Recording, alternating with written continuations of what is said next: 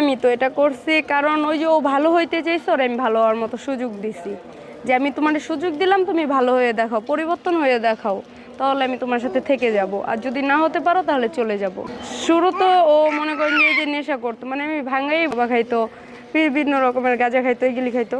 ও প্রথমে ছাড়তে চায় না, মানে অনেক ঝগড়া করতো, কেন ছাড়বো, কিসের জন্য ছাড়বো, ছাড়াই দিয়ে তো চলে যাবে এই মানে অনেক ঝগড়া করতো। তো ও মানে মাঝে মাঝে খাইতো। তো পরে আল্লাহ একদিন আমি ওর সাথে অনেক ঝগড়া লেগে গেলাম যে ছাড়বা না, চলে যাবো। পরে বললো আচ্ছা মানে 1 মাস সময় দাও। 1 মাস সময় দিলাম, 1 মাস পার হয়ে গেছে, তারপর আরও 10 দিন সময় নিল, আরও 5 দিন সময় নিল, এরকম করতে করতে আর কি আমার ছাড়াইতে ইচ্ছা করে। হ্যাঁ, এখন পুরোপুরি ছেড়ে দিচ্ছেন, খালি মাঝে মাঝে সিগারেটটা নিয়ে ঝগড়া হয়, কেন খাবি মানে কথাবার্তার ভিতরে। ভালো পরিবেশের কথা তো বললামই, যেরকম একটু ছোটখাটো একটা ব্যবসা বা চাকরি যদি পাই, যেরকম ম্যাক্সিমাম নিজের উপরে দিয়ে যে বারটা যেমন আমি চারটা পয়সা সামলাইতে কয়টা পারি, না মা, এরকম পরিষ্কার একটা কয়টা সুন্দর আর কি দিয়ে চাই, আমি তো যাতে পরিষ্কার ভালোভাবে করে চলতে দিই। পারি আর কি। যদি কারো মনে দয়া হয় তাহলে তো হেল্প করবে, আর দয়া না হলে হেল্প করার কিছু নেই। দেখে